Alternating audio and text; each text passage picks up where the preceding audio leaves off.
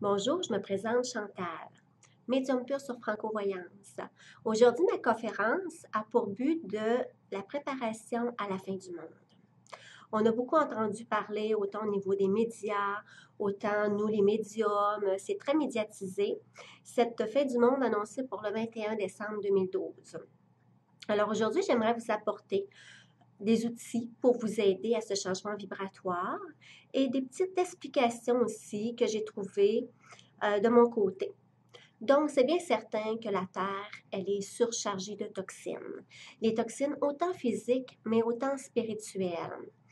Quand on parle de toxines physiques, c'est bien sûr qu'on parle de la pollution, tout ce qui concerne les animaux aussi, la végétation. Quand on parle de toxines spirituelles ou psychiques, on va parler à ce moment-là des peurs, des stress, de la colère, des inquiétudes et tout ça. Étant donné que la Terre est en mouvement et qu'elle se prépare à changer de vibration, c'est tout à fait normal qu'il se produise des désastres comme on a vu, soit au Japon, soit à New York.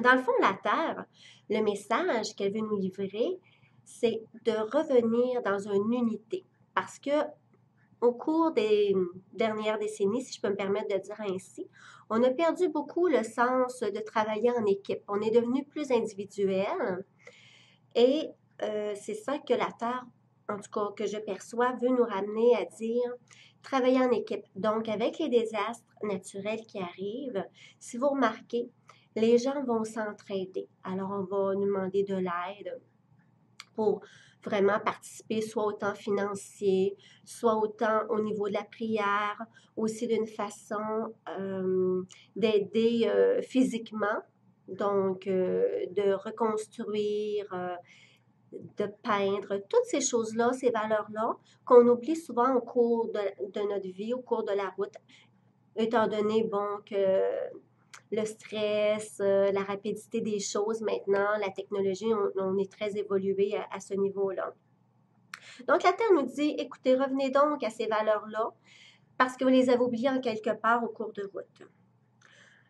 La Terre, elle est vivante comme nous. Vous savez que nous, on a des cycles vibratoires. Si on regarde au niveau de la numérologie aussi, nous avons chacun notre propre identité au niveau de vie. Donc, la Terre aussi, elle est comme ça. Elle est en train de changer, elle est en train d'évoluer d'un niveau et c'est pour ça qu'arrivent tous ces bouleversements-là. J'ai fait une petite découverte que j'ai trouvée intéressante parce qu'on a parlé, bon, que les calendriers mayas, à la fin du monde, pour eux, est le 21 décembre 2012. Par contre, moi, ce que j'ai trouvé aussi, c'est qu'ils ont découvert un nouveau calendrier maya. Ça, c'était découvert au Guatemala.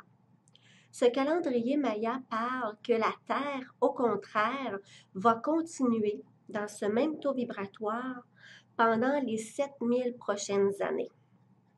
Donc, là, on reste un petit peu perplexe parce que c'est deux groupes de Mayas, mais dans des pays différents. Donc, ça, c'était découvert récemment. Vous pouvez vérifier. À ce niveau-là, il n'y a pas de souci.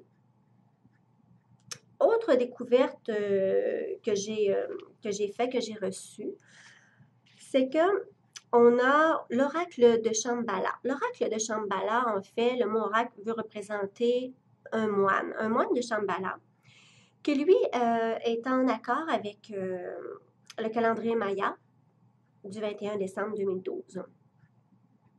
Lui, de son côté, parle que durant cette période-là, on aurait un cycle de 3 jours qui ferait remonter à la surface les énergies sombres, les énergies négatives. Je trouvais ça super intéressant parce que lui, il parle que la Terre va traverser la ligne zéro de notre galaxie.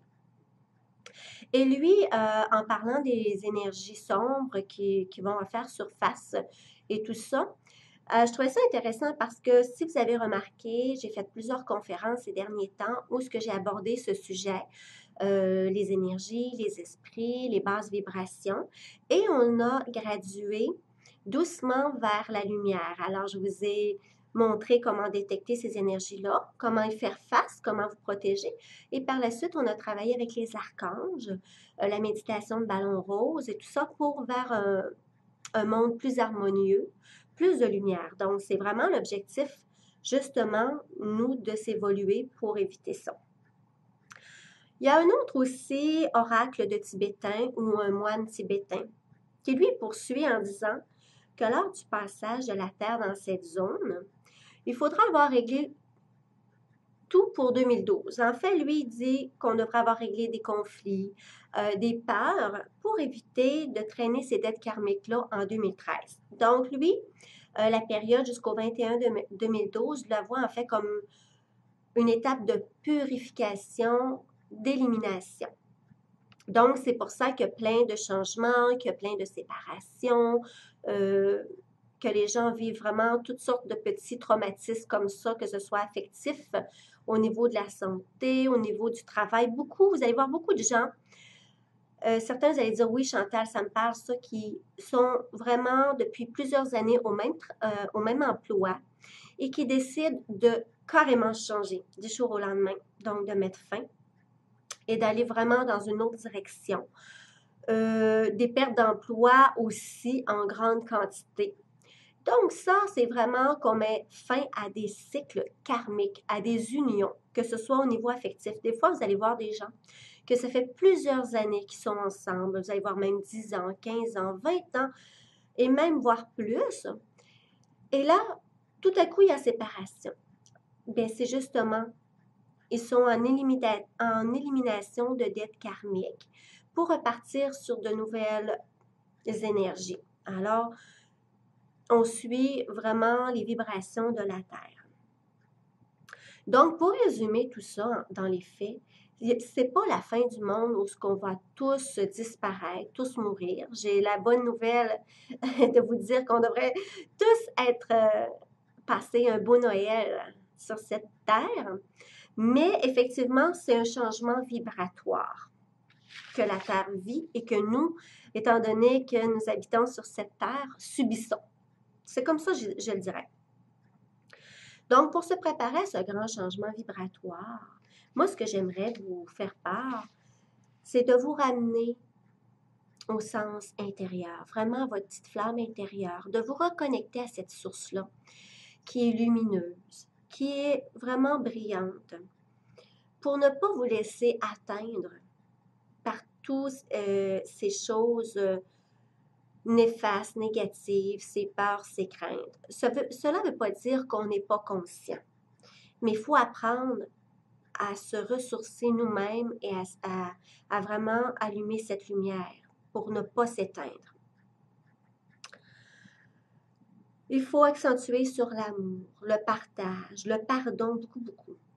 Il vous faut élever votre conscience spirituelle ou votre éveil, mais aussi de le partager aux gens autour de vous, vos amis, votre famille.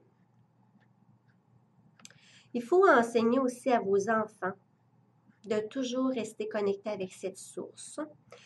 Et puis, la prière va rester toujours un outil qui est gratuit, qui est très puissant, parce que quand on a parlé tout à l'heure de collectivité, bien, c'est certain qu'on sait que lorsqu'on se réunit tous ensemble pour une prière, on a beaucoup plus confiance, on croit beaucoup plus que notre prière va se rendre et va agir.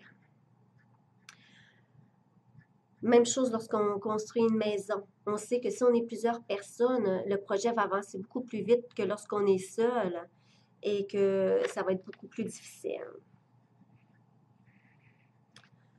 Il faut faire appel à tous ces êtres de lumière qui sont disponibles pour nous.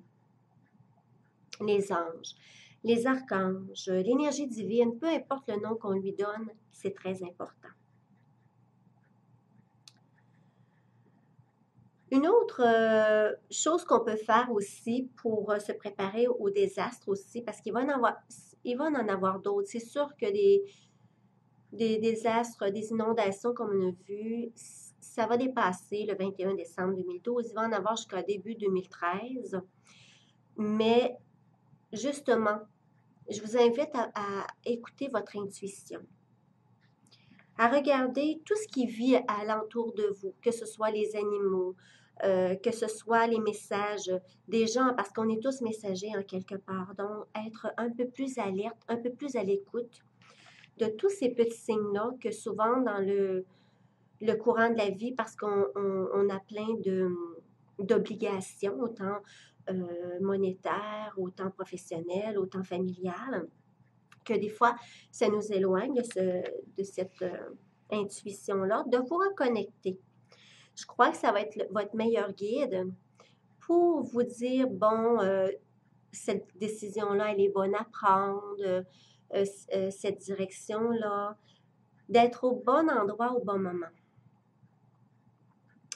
Autre chose que je veux vous dire, dans le fond, il faut que vous soyez des guides, vous aussi, pour rassurer toutes ces personnes-là qui sont inquiètes au niveau du 21 décembre, de leur tendre la main, de les rassurer, de leur dire de se connecter à la source lumineuse et de ne pas rester dans cet état de peur, parce qu'on sait très bien que nos pensées associées à nos émotions vont donner un résultat. Donc, plus on va avoir de peur, plus on va attirer des choses négatives à soi.